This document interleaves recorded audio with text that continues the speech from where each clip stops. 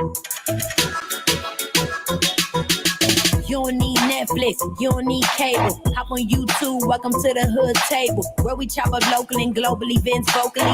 You don't really wanna miss out on these conversations. Just joke a little, laugh a little, get that wine in your system, fill your glass a little. Expose current events, talk trash a little. You never know, these opinions might clash a little. They addicted to the content, got them binge watching. You don't like it, then you want invited. Bet your friends watching in the house and in your job parking lot before you clocking. They don't wanna miss a second of this HT content. Everybody think they got something to say, so it's an open invitation, bring it to the table. But if you come whack, just know we ain't buying in. We gon' probably turn you back and tell you sorry, try again, Yeah, welcome to the hood table.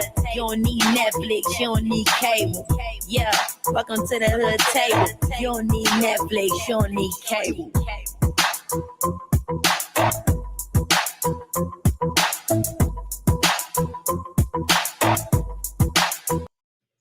Hey, what's up, everyone? Welcome back, hoodies. One more again. Please, make sure you like the video. Okay, like the video. Subscribe to the Hood Table.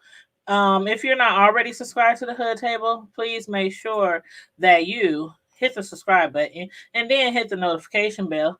And then follow us on our other social media platforms like TikTok, Snapchat, Facebook, IG, Twitter, and of course our thehoodtable.com website, where you can become a member on our The Hood Table website, as well as become a member on our YouTube channel. We have a membership join button on our YouTube channel as well, and you can join our membership over on our The Hood Table website. And let me just make sure that I'm showing up really good on my cell phone, because you guys know that we have been having a horrible time with our internet service in the past month in our neighborhood, and it usually happens late into the night. That's usually when our internet service just starts tripping out, and I have to call the company to report. And each time I call, they give me a credit. I done got so many credits, over the last few weeks, but what's good is credits if my service is still not working. It helps, but in the end, I just want my service working. But yes, we are going to be doing a TV show review on Sistas, the mid-season finale, season 3, episode 7, and episode 11, and it was called Unlock It. So get ready for that review with me, and make sure you have your comments and opinions ready, especially if you've been tuning into the show and if you're caught up with the show. But real quick, you guys, I just want to remind you. Let me show you the picture real quick. Let me pull up the overlay, if I can find it. Overlay. Okay. Because I want to make sure that everybody knows about it. I'm going to be talking about this for a while, until I think all of my subscribers are onto this new segment that we're doing. So let me show you the picture real quick. Okay. This picture right here is basically, it says what it is. Bring it to the Hood Table.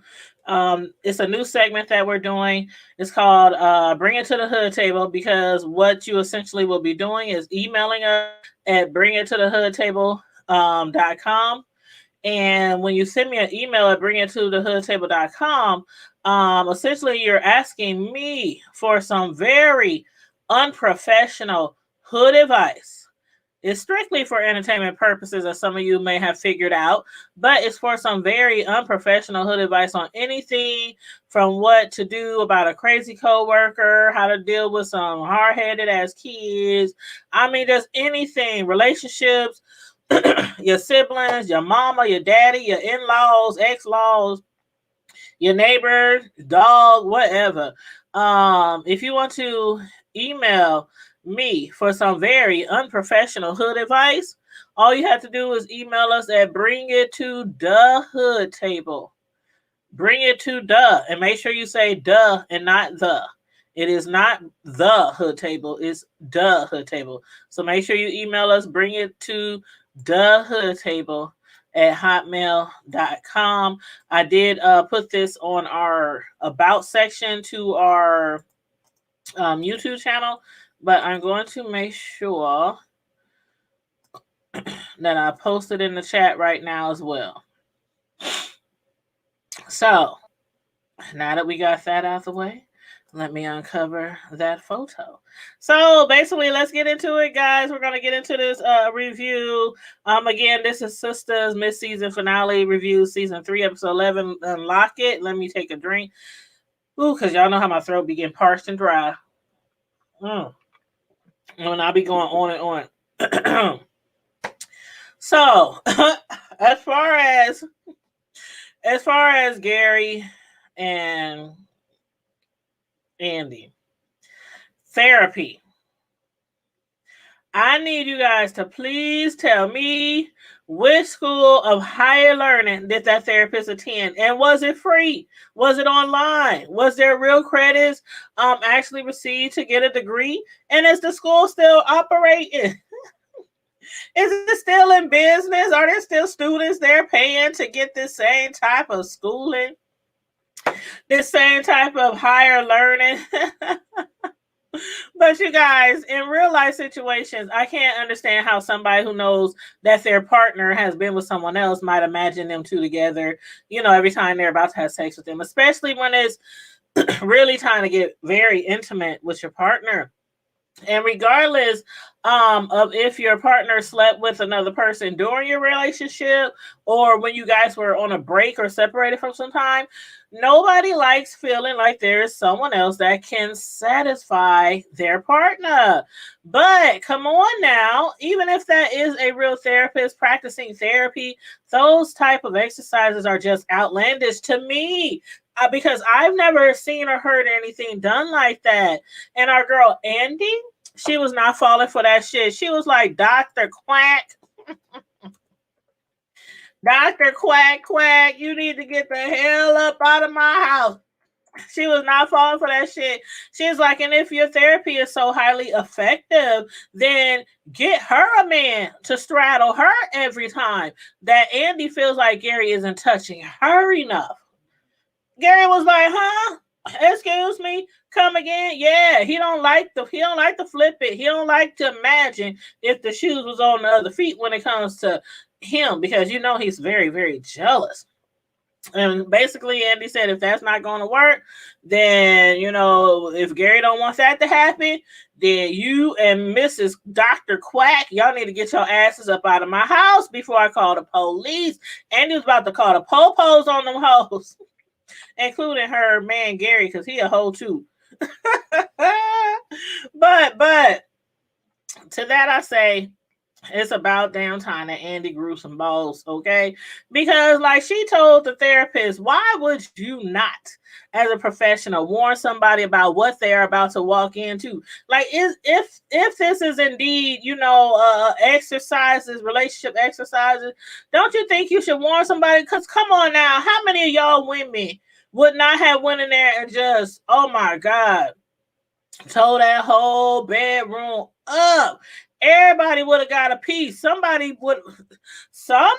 might have stepped away from the door, went and grabbed their little pistol.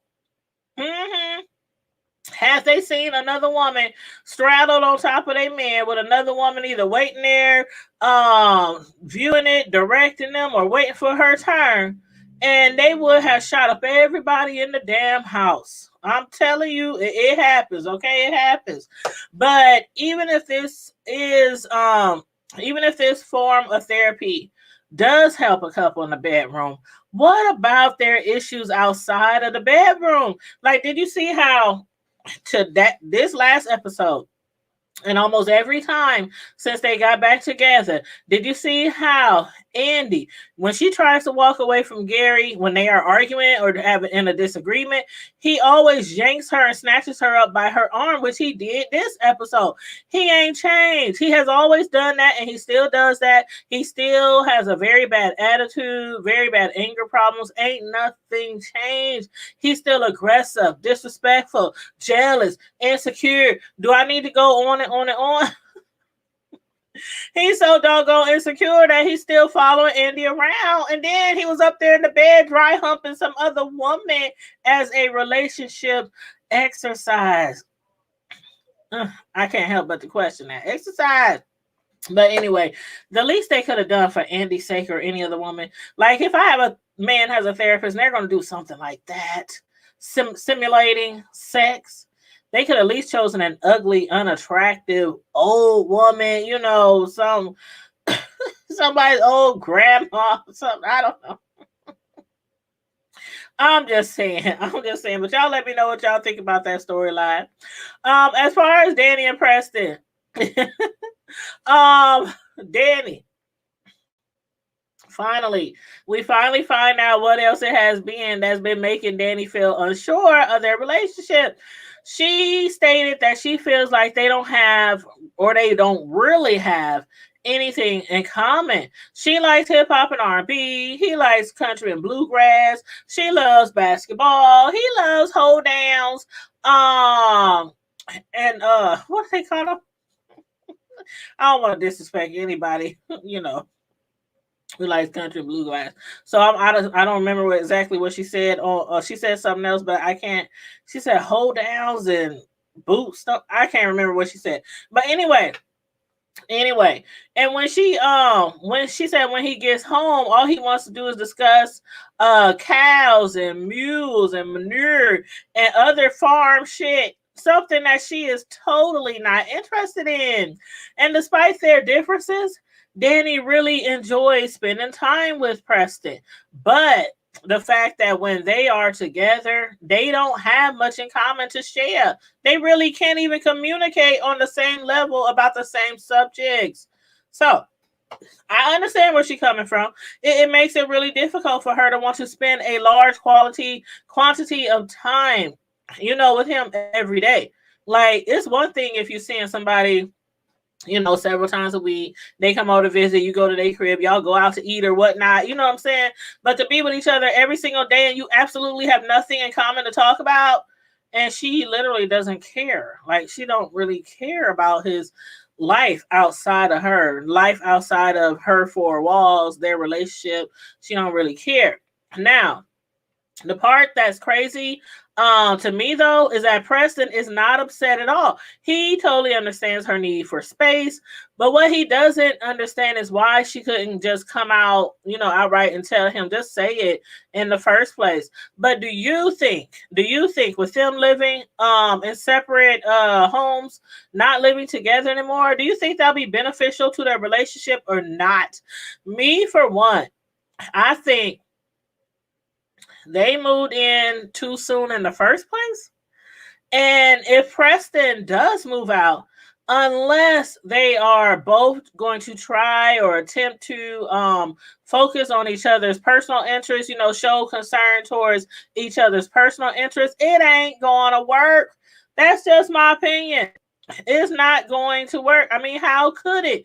They literally have nothing in common. Nothing to talk about. And Danny, she doesn't even try to show any interest. Every time he tries to talk to her about something that he's dealing with at work, the cows, the bulls, or anything like that, she's like, okay, yeah, so I totally don't care like that, so she doesn't even try. So I think they both will have to do put forward more work into that area if they're gonna make it and not be living in the same home. As far as Andy and Karen, and let me take another drink here. Andy and Karen. Okay. So after Andy, saw what she saw in her house with Gary and those ladies, she needed a friend to talk to. She went and paid a visit to her girl Karen at Karen's salon. And could you believe that Karen has heard of a therapist using that same method to help a couple out with their sexual issues? So, am I really? I will find this hard to believe, but am I really the only one, the last person on earth to hear about those type of sexual exercises for sexual issues like that with a couple? Like, have y'all tried anything like that before? I don't know. I've never heard of those therapeutic exercises before, but if you have, please let me know. You let me know. But damn it, I swear, Had I known that this shit existed years ago when I got cheated on years ago, maybe my relationship at that time would have made it through the test of times. Had I known that that was an exercise that was, highly suggested, then maybe I would have tried that. And maybe the guy that, I had a falling out with, break up with because of cheating, maybe we would still be together to this very day. I don't know, never know. But even if that is the case, Andy still has a feeling that instead of attending the gym in the mornings, Gary is cheating on her, because that's exactly how it went down when Gary was with Jasmine. Remember, every time he told Jazz that he was going to the gym, especially early in the morning, he was really going to visit Andy. He was working it out all right. He just was not working out at Planet Fitness or 24-hour gym or Gold's Gym or whatever gyms they got out there to this day. Now, in spite of her feelings, after speaking with Karen, Andy decided that she should perhaps go and have a sit down with Gary to discuss a few things regarding their relationship. Not right away, though. First thing first, Andy stopped by her office because she had to grab the settlement papers to deliver to Robin at his hotel. Except Robin was still at the office. And the first thing Robin noticed was that Andy's ring was absent from her finger. The second thing he did was ask Andy, did she have something to drink? I was like, Andy, don't do it. At first she said no. He didn't believe her. I was like, Andy, don't do it. Like, why are you about to have drinks with this man, especially when you are in your feelings right now, and that attorney has not once kept his feelings from her that he has for her. The next thing you know, they were over in the corner of her office tonguing each other's down. I told her don't get that liquor out. But anyway, y'all tell me what y'all thought about that storyline with her and Robin, and the therapeutic exercises, sexually stimulated exercises. Let me know what you think about that. Now, moving on. Karen, Zach, and Fatima. Okay, last week, after hitting a lick on that Bellany stock, we know that Zach had planned on having a serious discussion with Fatima about their relationship. But first, he stopped by Karen's salon. Like, everybody's stopping by Karen's salon today. But yeah, he stopped by Karen's salon to not only make sure that she knew about his newfound riches, but also to hand her over a check to cover 3 years of expenses that he couldn't provide her with before. Hold on, y'all. Ooh, it's one of those fruit flies flying around. We got fruit flies bad here in Omaha. Oh God. Anyway, I be hating to bring fruit home, even though I know we need fruit in the house. But anyway, Pam, she had me cracking up. I love me some Pam. She is so crazy and ghetto fabulous. Yeah, she had me cracking up talking about she had better take a picture of Zach. She had her phone up trying to take a picture of him because she just knew that he was about to get hauled off to jail for slanging. Like, Pam just knew with Zach rolling up in that badass new sports car, dressed and looking like new money, that he was back in the streets. And the funny part is the fact that he did do something illegal for that money. He did do something a little strange for that change. It just wasn't from selling drugs, though. But he ain't about to expound on all that, at least not right. Not for right now. Not at this moment. Now, let me ask you guys this. Did y'all think that Zach was about to end up back in Karen's office, holding her up against that wall, throwing her back out?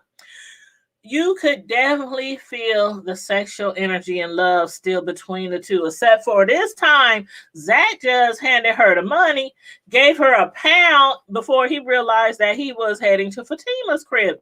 Karen, even though she still might want to be with him, figures that it is best for him to move on, instead of them continuing to try to work things out. So Karen heads home, where she gets a visit from Aaron. Now, Aaron, who still claims that he doesn't have any regrets breaking his celibacy for the Lord, he presented Karen with a resolution. Now, y'all tell me how y'all feel about this resolution. He says that okay, he don't regret it, but on the flip side, he felt like a hypocrite at church, because he teaches classes at church and he felt like he was being a hypocrite. So he came out and he just confessed to the people in the classes. He confessed to his pastor, about him fornicating. So Aaron was removed from teaching, at the church by his pastor, which he did understand why. And Karen, she also understands why as well. Just as well as Aaron knows that sleeping with Karen was not a one-time thing, which is probably why he confessed, because he knew. I didn't feel guilty about it. I loved it. I enjoyed it. And I want to do it even more because, for one, he's still probably thinking that if he do stuff to satisfy his woman, then she won't have to sleep with her ex like she did that one time with her ex Zach, right? So therefore, Aaron suggested that he and Karen get married ASAP. He was like, we can get married right now. We can go down to the church house. We can go down to the courthouse right now. Karen said right there eating that ice cream, ignoring whatever the hell Aaron had just suggested. I was like, I know you ain't about to go down there and let this man convince you to get married just so y'all can have sex. Hell no. But anyway, y'all let me know what y'all think about that storyline. Now, Zach and Fatima. Okay. Okay, so Zach, he left Karen, right there in the salon to go see Fatima. Zach wanted to take Fatima out to Maxine's for dinner, even though she had already cooked. Being that Maxine's, though, is a very expensive place, Fatima suggested he may want to put that money aside or towards finding him an apartment. Fatima had yet to find out at that point that Zach was $800,000 richer. So in light of his new situation, he revealed to her his plans of becoming a property flipper, just like Chainbreakers, the company that he used to work for. And I know I said this before, but I like Zach with Fatima more than I did with Karen. Fatima, like Zach said, has always, believed in him. She always spoke highly of him, spoke power into him. That was the one thing that he didn't have with Karen. There is really no comparison with the two. And for that matter, no other woman in his life, from his mother to his aunts to his grandmother, has ever made him feel as if he can be more than what he was, which was a drug-dealing street hustler. But in Karen's defense, after being with a man for so long who doesn't see their life outside of their own four walls, how long should you have to see somebody? How long do you have to see something in somebody else that they can't see for themselves? But anywho, Zach told Fatima that she's either in or out when it comes to them. If she doesn't know right now, if she wants to be with him, then she needs to let him know so he can move on, because he is willing to try to make it work. Otherwise, he wants to see what could be possible for their future. And I thought that was so cute what Zach said. He was like, I want us to be more than just Zach and Fatima. I want us to be Zatima. That caught on some years back where couples, they would merge their name, especially celebrities, and then regular couples started doing it too. But yeah, Zach is so crazy. I really like Zach with Fatima, but I guess we have to wait until the mid-season premiere starts all over, because right now this is the mid-season finale. So yeah, the second part of the season, I don't know exactly when that's going to start, but I'll let you know when I find out. Now, the last thing I wanted to talk about, Maurice, Q, Calvin, and Sabrina. Okay, y'all. Oh, God. Maurice is still kicking it with Q.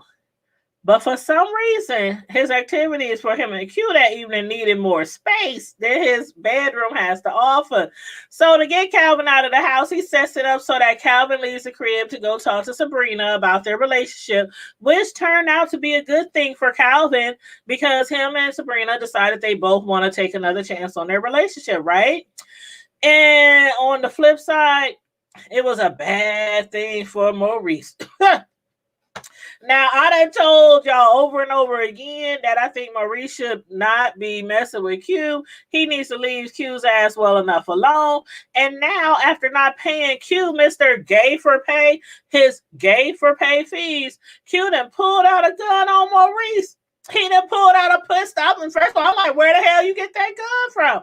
But with a gun to Maurice, Q demanded that they run down to the bank where Maurice works to rob the joint. So Q wants Maurice to help him rob his job. I was like, child, I knew Q could not be trusted. I just did not expect this turnout. I did not expect this to happen. That Maurice would, or that Q would try to rob the bank, or that he would use Maurice to do it. Child, I bet Maurice wish he just would have put something on that nightstand. But anyway, you guys, that's about all I got on this mid-season review. Make sure you like the video, share the video, subscribe to the channel if you're not already subscribed. And make sure you stay safe, be blessed, remain vigilant at all times, and never forget to always keep it hood. Bye.